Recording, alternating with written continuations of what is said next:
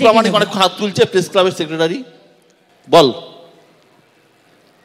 আমার এটা ঠিক প্রশ্ন নয় দিদিকে, কারণ প্রশ্ন করার প্রয়োজন নেই, কিন্তু যেটা আমার খুব এই পরিসরে একটা কৌতূহল, যেটা আমি জানতে ইচ্ছে করে খুব, যে আপনি এই বছর আপনার রাজনৈতিক মানে পার্লামেন্টারি জীবনে 40 বছর, অর্থাৎ 84 সালে আপনি নির্বাচিত হয়েছিলেন, তারপর থেকে ওই বললাম না হোম ডেলিভারি সেই জন্য হয়ে গেছিল।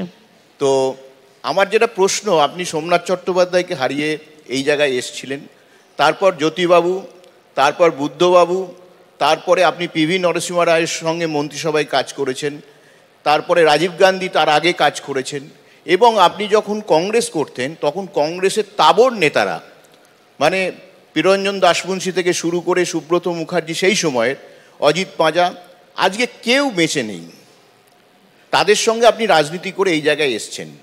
সেই যে রাজনীতিবিদ, অর্থাৎ সিপিএমেরও অনেক রাজনৈতিক নেতৃত্ব আছে যাদের সঙ্গে আপনি করেছেন, আমার মনে হয় আপনার জীবনের সবচেয়ে কঠিন টাইমটা ওই সময় গেছে। তো আজকে আপনার কি ভালো লাগে এখনকার যাদের সঙ্গে আপনার পলিটিক্স করতে হয়? কোশ্চেনটা কিন্তু ভালো, কোশ্চেনটা ভালো, মানে পলিটিক্যাল অ্যাঙ্গেল থেকে করেছে। ইডিওলজিক্যাল ডিফারেন্সেস আছে।